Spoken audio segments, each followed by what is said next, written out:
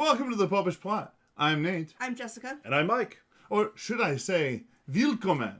As today, we are going to be talking about the former Pope, who was German, Benedict XVI. Well played, meine Freunde. Well played. So, it would be hilarious if we were actually talking about like some German Pope from like the Middle Ages. We can find some. Well, I mean, Given the number of Benedicts, one of them might have been a Benedict as well. So we are here just to commemorate the passing of Pope Emeritus Benedict XVI, born Joseph Aloysius Ratzinger. A brief biography. Joseph Ratzinger was born on the 16th of April, 1927, in Bavaria. We're not going to mispronounce the name of the towns because that'll just distract us. He entered the minor seminary at age 12 in 1939. In 1941, at age 14, as was the law in Germany at the time, he was drafted into the Hitler Youth. He was later pressed into service as a Luftwaffenhelfer, or a Flakhelfer, which means the Hitler Youth who worked with the anti-aircraft groups. Then he was trained as an infantryman. He deserted after his unit dissolved, and then he was put into a POW camp and released in the summer of 1945. In November of 1945, he re-entered the seminary. In 1951, he was ordained a priest of Jesus Christ for the Archdiocese of Munich and Freising. It's fun to say Freising. Throughout the 1950s, he served as an academic, eventually rising to be a full professor. He taught at Freising College and then the University of Bonn, which was the little town in Germany where John le Carré thought the Nazis were going to take over again. From 1962 to 1965, he served as a Aperitus at the Second Vatican Council, which means a theological expert. In 1972, along with Hans Urs von Balthasar and Honoré de Lubac and others, he co-founded the journal Communio, which is fun to say, Communio. Mm-hmm. And then in 1977, he was made the Archbishop of Munich and Freising, and also a cardinal. But, as been noted, even at that point, he was spending most of his time in the Vatican, and so he was a fairly absent archbishop.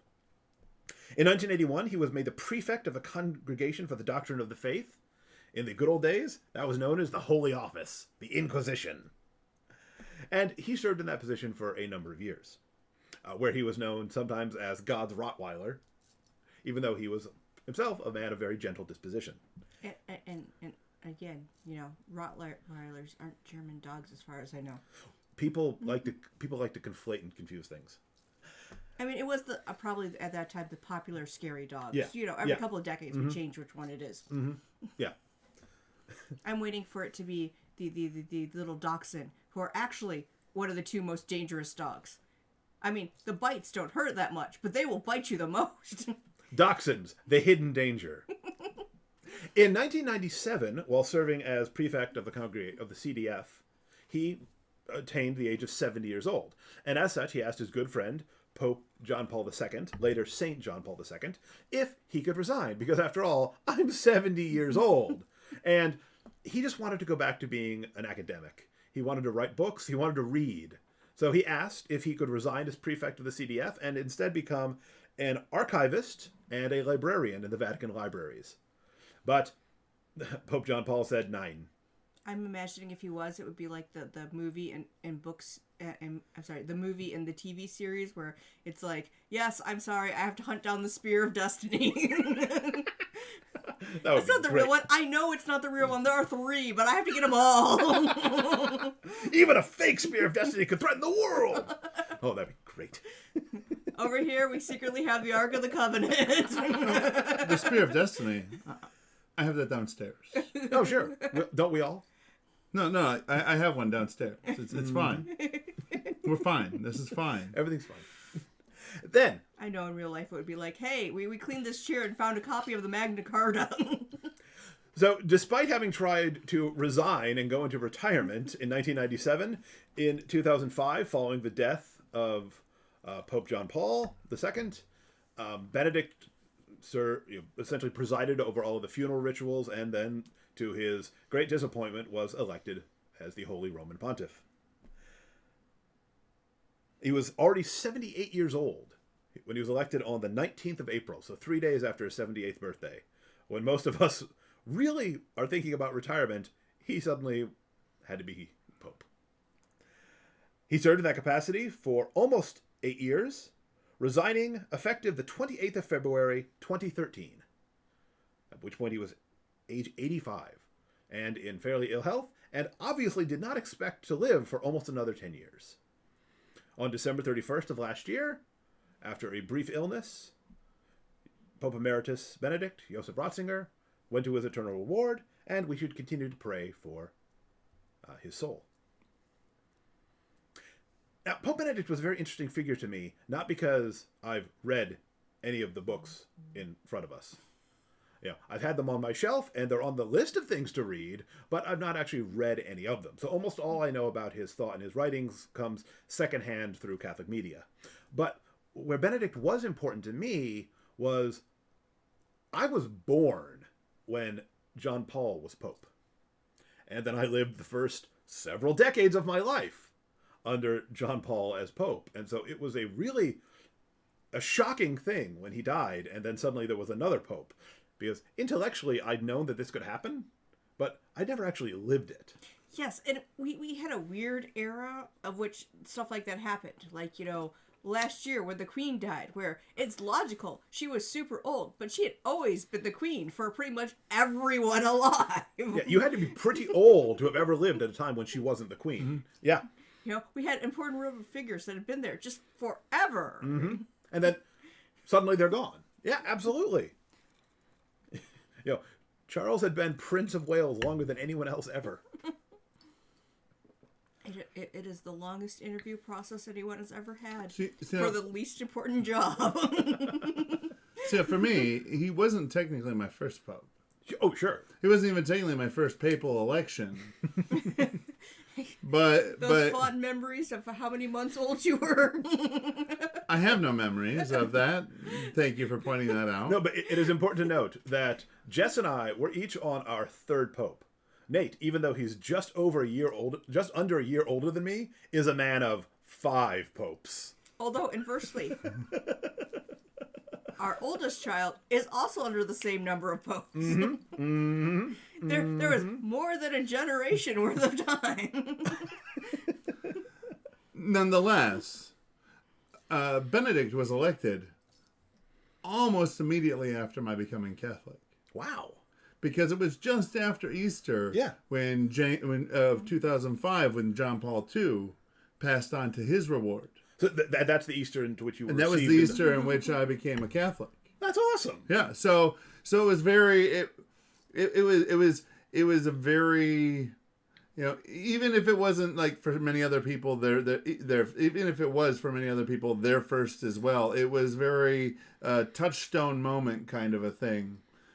Yes, he had learned that once he becomes Catholic, technically he is in the running to become Pope. Although, as someone who is married with a child, it's a very low probability they'll be like, you know what, we're gonna take this rule and get rid of it just for this. It is a rule that can be gotten rid of, but yes, we've looked into it. The odds against me are astronomical.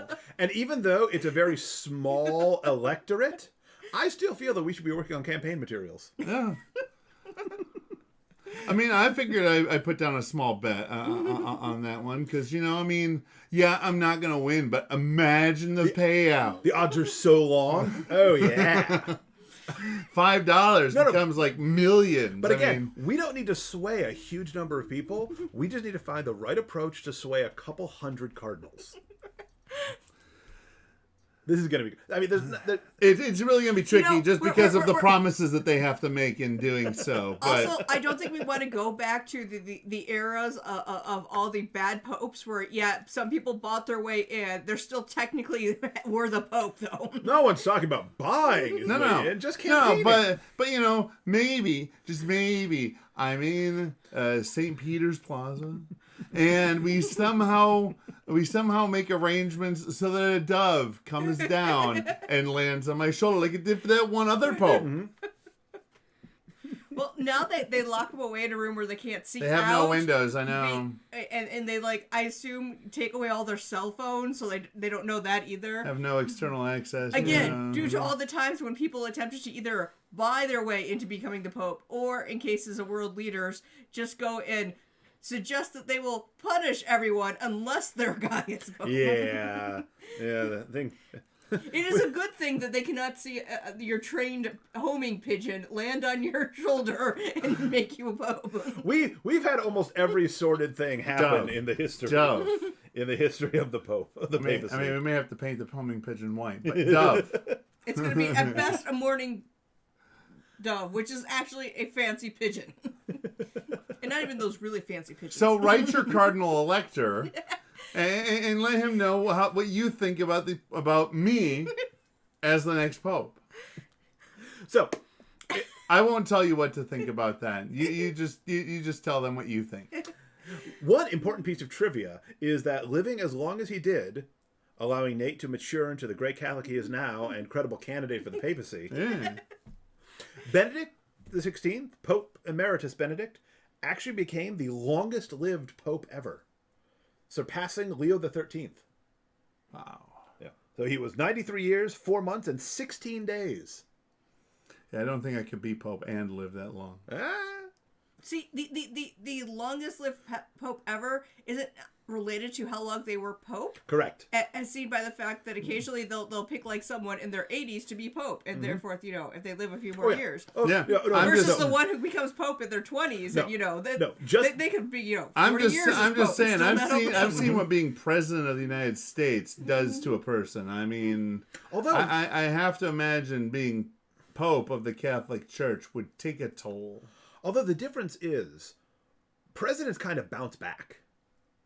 Like the second President Bush and President Obama both look younger and more vital now than when they left office. Yeah. Once that weight lifts. Whereas by the time Benedict resigned, he was already in his mid-80s, and he resigned because of ill health. So he never really bounced back. See, Yeah. I feel like there's not enough pool to tell because there It's fair. have We have a small sample there size. have been numerous other popes that resigned, but for a number of them, it was things like, all right, they're sending me off to be killed, but I might be sent to the mine. So just so you know, clear off. You can get a new guy. Yeah. I resign. Yeah. Or Celestine II, who was who resigned and then was held imprisoned by his successor until he died shortly thereafter. Sure.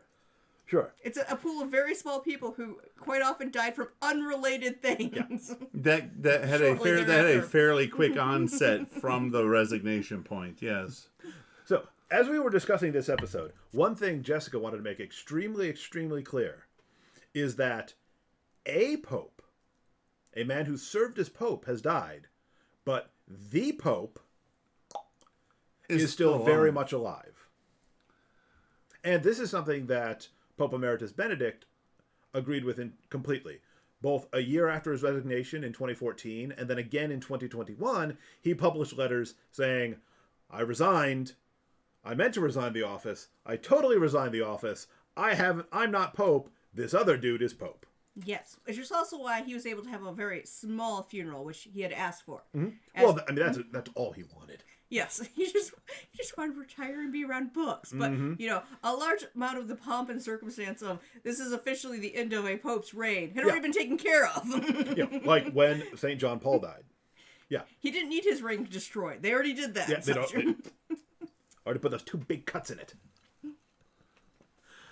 So,